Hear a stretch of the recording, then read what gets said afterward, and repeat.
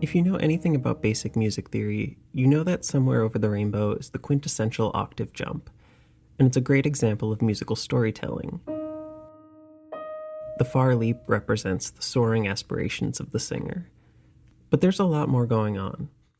This is one of those songs you've probably heard a million times and has become more of an artifact than a piece of music. At least that's how I felt about it, until I came across a vintage copy of the sheet music and started to play it. And I have to say, I fucking love this song.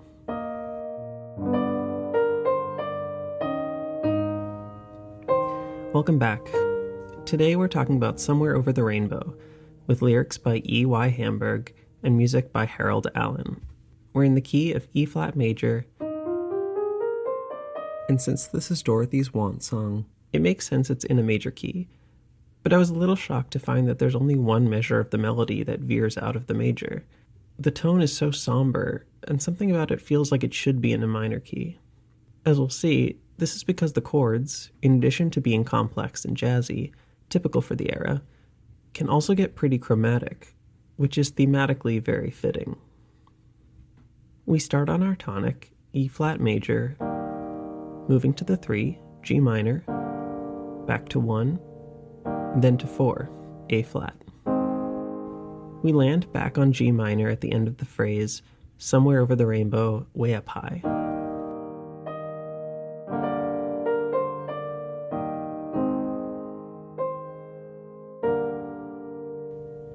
Now, I honestly think this could be a happy accident, but it's great nonetheless. As Dorothy starts describing the place beyond the rainbow, Alan starts swapping in minor chords for major, and major for minor, which darkens the tone. But it also makes the harmony significantly more chromatic. Chromatic means that the notes deviate from the prevailing scale. The word means colorful, which is interesting since the land in question will literally be colorful, as opposed to the sepia of rural Kansas. Let's take a look.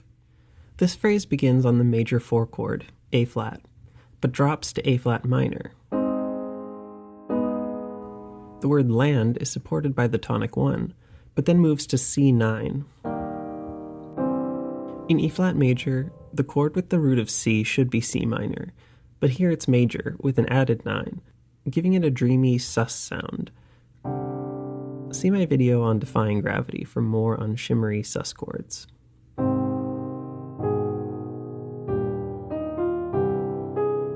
On once, we move to F7, a nice jazzy 2 chord that sits largely outside of E-flat major. It resolves down to F minor, which does fall within the E-flat major scale, before moving to B-flat, and then home to E-flat.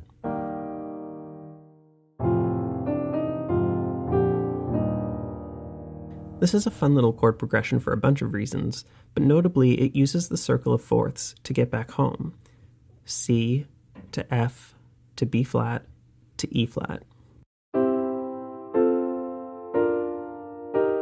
But that's all in the harmony. The only time the melody veers into chromatic, colorful land is arguably when the song feels the most urgent, on Away Above the Chimney Tops, where the A-flat note goes natural for one measure, supported by an unstable C diminished chord.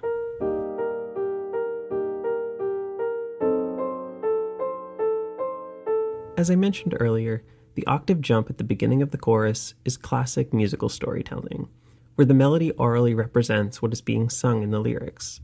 The octave is a pole vault-like musical leap, and up into the clouds is exactly where Dorothy wants to go. But at this point in the story, Dorothy feels like she will never transcend her humdrum life on the farm, and the melody ultimately reflects this pie-in-the-sky hopelessness. Sure, the octave gets all the glory. It's majestic and optimistic, but it's important to look at the pattern of the rest of the melody. It's not so optimistic. There's this little shape that repeats over and over again, which I'm going to call the escape attempt, or some sort of stalled takeoff. It's one note, then a major third drop, before climbing up to a semitone just above where we began. It's kind of like 3 steps back, 4 steps forward, which would be an advancement, at least incrementally, if it kept moving up. But instead, it keeps dropping down. Here's our octave, then our little stalled takeoff. Between these phrases are other large jumps upward, but ones that gradually get smaller and smaller. Remember, we started with an octave, E flat to E flat. We jump up again, but this time a major sixth, E flat to C. Then a minor sixth, C to A flat.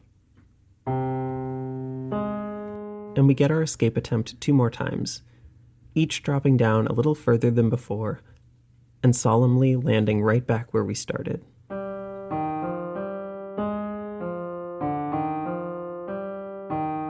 The music is telling a story of someone who desperately wants to take flight into a colorful, exciting new place, but that, despite their efforts, just keeps slipping back to where they came from.